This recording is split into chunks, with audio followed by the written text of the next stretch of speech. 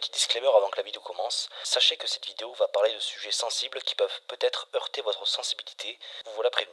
Bon visionnage à tous. Dans cette vidéo, aujourd'hui, on va parler d'un des sujets et surtout une des histoires qui m'a le plus terrifié et marqué pendant mon époque du collège.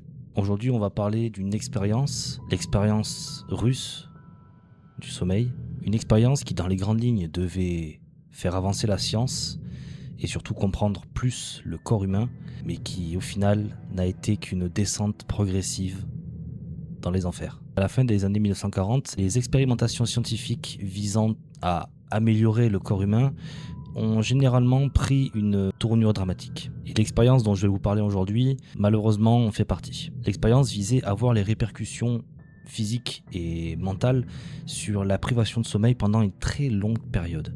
Et comme souvent dans le cadre de ces expériences, on va sélectionner des prisonniers, étant donné qu'ils sont considérés comme étant des rebuts de la société et qui ne manqueront à personne. Ce seront donc 5 prisonniers qui seront confinés dans une pièce équipée de micros et de caméras afin de les observer dans les moindres détails et pour pouvoir documenter toute l'avancée de l'expérimentation. Mais dans cette pièce, il y aura aussi un système permettant de faire évacuer du gaz qui serait censé les empêcher de dormir. Les chercheurs leur ont promis qu'au bout de 30 jours d'éveil continu, ils seraient libérés. Mais bien sûr, cette promesse était totalement fausse et elle était uniquement là pour les motiver.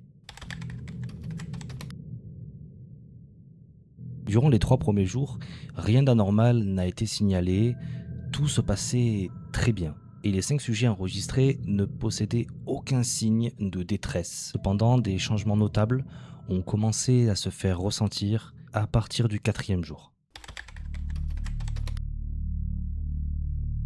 Les sujets de l'expérience ont commencé peu à peu à ne plus forcément parler entre eux, à se recroqueviller sur eux-mêmes, fuyant tout contact, se mettant chacun dans un coin distinct de la pièce. Puis ils ont commencé à développer une sorte de paranoïa, marmonnant des choses incompréhensibles tout en fixant le vide. Ils ont tous commencé petit à petit à devenir de plus en plus fous, en s'arrachant eux-mêmes leur propre peau, tout en criant et en gémissant sans arrêt.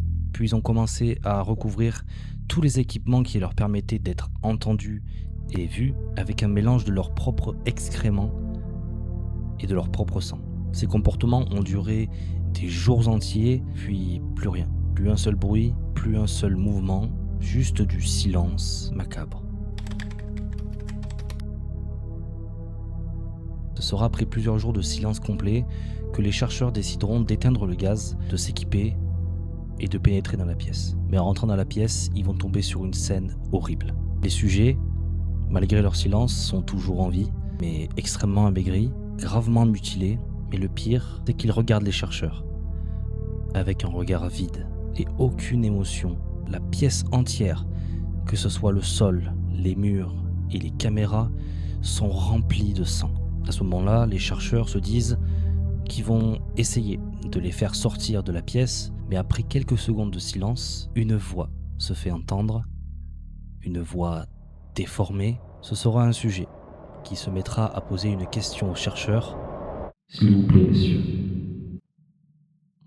pouvez-vous remettre le gaz en marche ?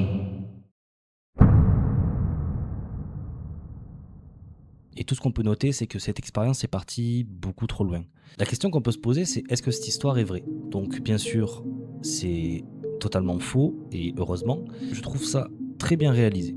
Cette creepypasta m'a profondément marqué. Ça a été littéralement un véritable trauma quand j'étais au collège, à cause d'une image, la voici.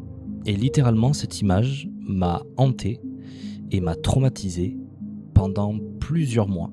Et sachez que cette image, en fait, c'est pas réellement une image de l'expérience. Cette image, en fait, elle vient d'une décoration d'Halloween qui date de 2005. Et je pense que le fait que cette image a marché sur moi, qui a réussi à me perturber moi et plein de personnes à travers le monde, c'est parce que juste l'image est dans le bon angle, au bon moment, qui est le noir et blanc, qui est cet effet creepy et autour l'histoire, ça a rendu cette image très célèbre. Et c'est ce côté de l'horreur que je trouve incroyable, même si parfois ça me terrifie. Tout ce qu'il faut retenir, c'est que cette histoire, cette creepypasta, est terriblement efficace, que ça soit encore actuellement ou même à l'époque où j'ai pu la voir à travers des vidéos YouTube. C'est pour ça qu'en description, je vous mets une chaîne YouTube qui a réussi à recréer à travers des vidéos l'expérience et je vous invite fortement à aller voir cette série de 3 petites vidéos.